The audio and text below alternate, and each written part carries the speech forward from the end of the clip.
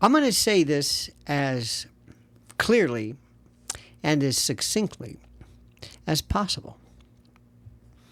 And I'm not going to give any kind of flowery explication to it. I'm just going to say it the way it is. We are in store for a revolution. Now, that doesn't mean violence or anything in the classic revolution sense. I mean, when it comes to the framework of politics, American politics, as you have been accustomed to, left and right, Democrat and Republican, and the usual kind of issues that are attendant thereto, you can throw it all away. There is a change now. I'll give you an example. Socialism used to be, it was considered almost like kryptonite. It was the scarlet letter. It was absolutely the third rail. You never got near it. Socialism was, you just never heard of it. Now, younger people in particular love it because of Zoran Mamdani.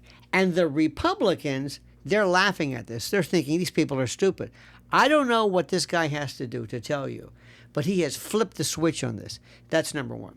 Number two, in 38 years of my doing this stuff professionally, from talk radio to TV to internet radio to podcasting, whatever it is, never, ever did anyone even remotely suggest, intimate, insinuate that Israel had too much of an influence over our government, that we were connected or tethered or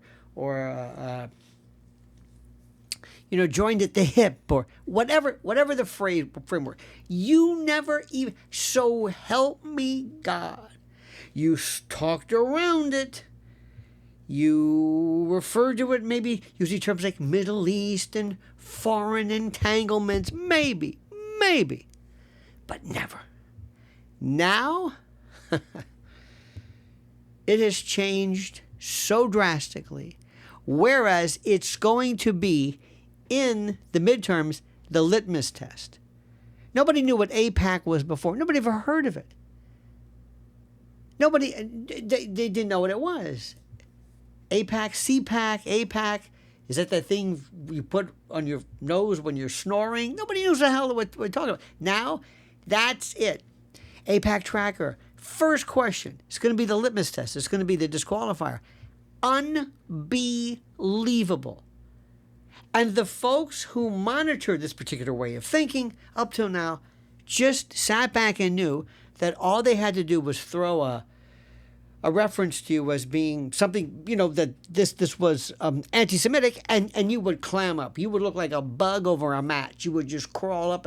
Now it means nothing. The word has been completely, by virtue of its overuse, exsanguinated. It's desiccated. It's dry. It's osseous, concretized. It's dead. It's morbid. It's through. Watch what happens. Unlike no time I have ever seen. And you're also going to see the left and the right merge together in unison. Next point.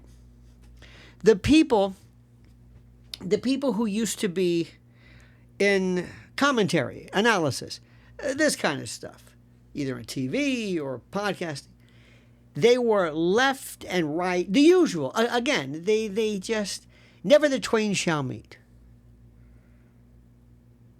Not anymore. What's happened in the Middle East has made bedfellows out of people who would have never pissed on anybody, even if they were on fire. Put it that way. Use that rather Urolagnic, undinistic reference. Candace Owens. Candace Owens has changed everything. Candace Owens just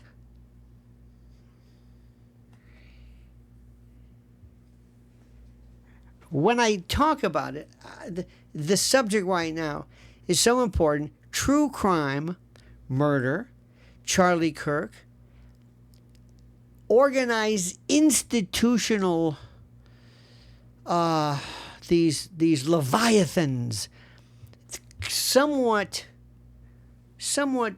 crude, somewhat suspect, but with the demise of the dispatch of Charlie, people are now looking at these and saying, wait a minute, what's going on? And with that comes now this hypersensitivity to the world of fraudulent organizations. By the way, everybody from Osteen on down to even the CPACs, even these organizations, because TPUSA, CPAC, people are going to be saying, what is this CPAC? What does this mean? This is an anachronism. Conservatism, Barry Goldwater, Ronald Reagan, Rush Limbaugh, it's over with. Fox News, a living fossil, Jurassic Park. What they're talking about, I have no idea. You're going to see people now, for the first time, God bless Luna by the way, Luna was the name or the nickname of Tyler Robinson's gay trans roommate, Luna. So anyway, but the Congresswoman, now we're talking about MK Ultra. And this is the 25th anniversary of 9/11. And that was the biggest, that's something that when people spend 5 minutes looking at this, they're going to say to themselves, I believe this? Yes. We're talking about now evil, satanic, Luciferian. People who we used to look at before as being kind of crazy, they're not so crazy anymore. Mel Gibson is going to have a resurgence. Mel Gibson, he has, as Robert Downey Jr. said, he has embraced the cactus. He's been redeemed. The Pope Leo, dispatched 2,000 new exorcists. This is a different world. MAGA 2 is dead. MAGA 1, the dream of MAGA, Donald Trump, the first iteration, Donald Trump, when Donald Trump was Donald Trump, when he didn't believe in stupid foreign wars. And by the way, everything that one was saying regarding Ukraine, which was okay, they were saying then regarding Israel, and it was not okay. And people even understand the intellectual disingenuous nature, the disconnect of that. If it's good for the goose, good for you got it. Okay. This is huge. Let me tell you something. When I was watching, speaking of Candace, who, by the way, revolutionary, Tucker, revolutionary, MTG, Massey, Kent, you laugh all you want. And that's, by the way, that's what the right does. They just laugh at you. Oh, she's a nutcase. Really? You think so? We'll see about that. We'll see about that.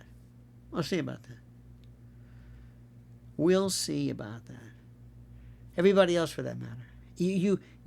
They have no idea. People are sick of it. October the 7th, 2023 changed everything. It was such a perfect corollary to our 9/11. On our 9/11 2001, they had a candlelight march, or a vigil, I should say, in Tehran. Putin immediately says, how can I help? Because he knew where his terrorists were. They were in the Caucasus. And then we squandered that. We said, oh, no. This ain't about we are the world and kumbaya, my friends. It was incredible. Then, so interesting, then we're seeing how the world was just horrified by what happened. What Hamas did, what the story was, the official story, was what Hamas did. It was just, and then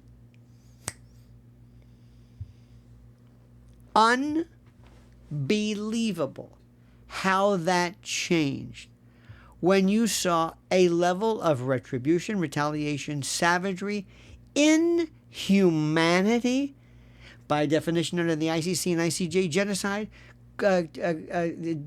ethnic cleansing, apartheid. I mean it. People who never said anything said this is out of control.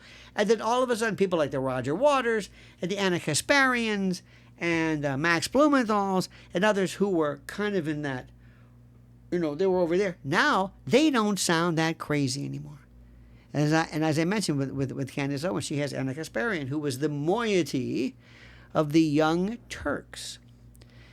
And even Cenk Uygur, I used to call him Junk Yogurt. I thought this man was a lunatic, screaming and yelling. And it was always that the hyper left. The left seemed silly. And let me tell you another thing, which you're going to see. We have had it. The world has completely had it with all this trans nonsense. This last Pride Day made people sick. Did you notice that? Did you notice how people said, this isn't funny anymore? This isn't funny.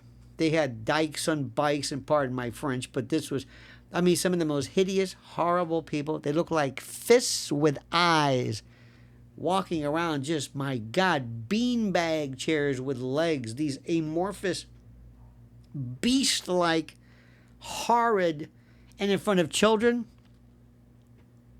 Did you notice it? I did. People said, this isn't funny anymore. We're not as tolerant. So you just listen to what I'm saying. Listen to what I'm saying. When you understand this, when you really understand what I'm saying, and it hits you, there ain't a day that'll go by where you don't say to yourself, holy